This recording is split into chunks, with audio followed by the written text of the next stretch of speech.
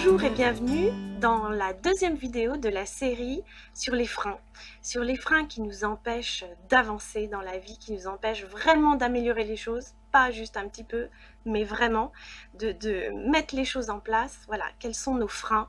Et aujourd'hui, c'est le deuxième frein que nous allons voir. Si vous n'avez pas vu le premier frein, allez voir la vidéo précédente, je vous conseille. Donc bonjour, je suis Aude Devater du blog Aller à l'essentiel. Alors, ce deuxième frein que nous allons voir là aujourd'hui, il fait pas très plaisir à entendre, il est un petit peu tabou, pas très politiquement correct on va dire. Mais alors celui-là, quand on le déboulonne, ce frein, alors là, les portes de la vie s'ouvrent grand, je peux vous le garantir. Il est vraiment très important ce frein. Ce frein, c'est la croyance que nous vivons dans un monde où nous subissons les choses. En fait, nous pensons plus ou moins consciemment que ce qui nous arrive, on n'y peut rien. C'est de la faute de l'extérieur. C'est de la faute de nos enfants qui nous fatiguent parce qu'ils ont des difficultés à l'école ou de leur caractère qui nous pompe. Si on est fatigué, c'est de la faute de notre conjoint qui est tout le temps de mauvaise humeur, si on est comme ci ou comme ça. C'est de la faute de notre patron, c'est de la faute de notre voisin si on ne peut pas dormir la nuit, c'est de la faute de notre entreprise, de la crise, de l'économie, du gouvernement. C'est de la faute du monde extérieur si nous avons autant de difficultés. Et en fait, le problème là-dedans, c'est que nous prenons tout ça comme des excuses. C'est des excuses à nos problèmes. Alors, il y a une phrase que je voudrais vous partager aujourd'hui, que j'aime beaucoup, de Stephen Covey, et qui dit « Chaque fois que nous pensons que le problème vient des autres, de l'extérieur, c'est cette pensée même qui constitue le problème. Nous donnons à ce quelque chose d'extérieur les moyens de nous commander. » En fait, c'est comme si nous autorisions les choses extérieures d'avoir un impact sur nous. De façon évidemment inconsciente.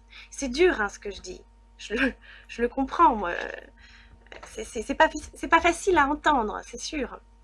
Mais ça touche au choix à l'intérieur. De façon inconsciente, nous faisons un choix d'accepter plutôt de vivre ça comme ça, plutôt d'une autre manière. Ça touche à la liberté de l'homme, en fait.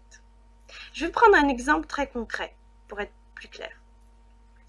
On va prendre un exemple avec un adolescent. L'adolescent, il rentre du lycée avec une mauvaise note en anglais, par exemple, en disant « mais c'est pas de ma faute, la prof est nulle, de toute façon elle me déteste, je n'arrive pas à travailler, de toute façon je suis démotivée dans cette matière, elle nous fait pas aimer ça, c'est nul, etc. » Bon. Qu'est-ce que, dans cette situation, la majorité des parents vont répondre? Qu'est-ce qu'on répond en général? On va dire, mais écoute mon vieux, est-ce que tu crois que dans quelques années, quand tu seras avec un patron qui te demandera de faire telle ou telle chose, et que le patron ne te plaît pas, tu n'aimes pas sa façon d'être, sa façon de faire, ou sa façon de te demander les choses, est-ce que tu crois que ça va être plausible de pouvoir lui dire « Hey, c'est nul la manière dont vous me demandez les choses, j'ai pas fait le boulot ». Ça va pas le faire, tu vas vite prendre la porte. Donc il va falloir que tu te concentres, toi, ado, sur le travail que tu as à faire, sans te préoccuper de savoir si la prof t'aime bien, que tu l'aimes, la manière dont elle présente les choses. Maintenant, tu as passé l'âge, tu vas au charbon, tu bosses ta matière, tu as un bouquin, tu as un livre. Si son cours n'est pas correct, eh ben, tu demandes, tu vas voir ailleurs, tu te débrouilles, mais tu fais ce qu'il y a à faire. Voilà ce que les parents vont à peu près broder. On est d'accord? Donc, on voit toujours plus facilement quand il s'agit des situations extérieures. Quand c'est pour les autres, on voit toujours beaucoup plus facilement. Mais pour soi, c'est plus difficile. Alors maintenant que nous avons vu cette manière d'agir et de réagir pour un adolescent, qui pourrait être notre enfant, essayons de nous appliquer ça à nous-mêmes, avec nos difficultés d'adultes, avec toutes nos excuses, etc. Ben oui, mais quelles sont nos excuses? Nous aussi, nous devons faire abstraction de cette météo ambiante et nous devons pouvoir poser des choix.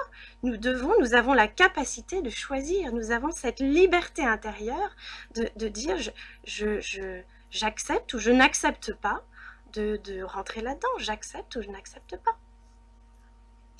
Donc en fait, vous voyez bien que ce frein, cette croyance que nous vivons dans un monde où nous subissons les choses, c'est absolument fondamental. Il faut absolument la déboulonner. Il faut absolument que nous arrivions à croire que nous avons les clés en main pour prendre soin de nous. Nous ne subissons pas juste, voilà, comme de pauvres bêtes. Non, nous avons cette liberté intérieure, nous avons cette capacité de choix, même dans des circonstances très difficiles. Nous avons toujours un choix, même intérieur, à faire. Nous devons croire que nous pouvons faire des choix pour ne plus subir. En fait, nous devons croire que nous pouvons être acteurs dans notre vie, mais quelles que soient les circonstances. Voilà pour aujourd'hui, et je vous retrouve dans une prochaine vidéo pour le 3e frein.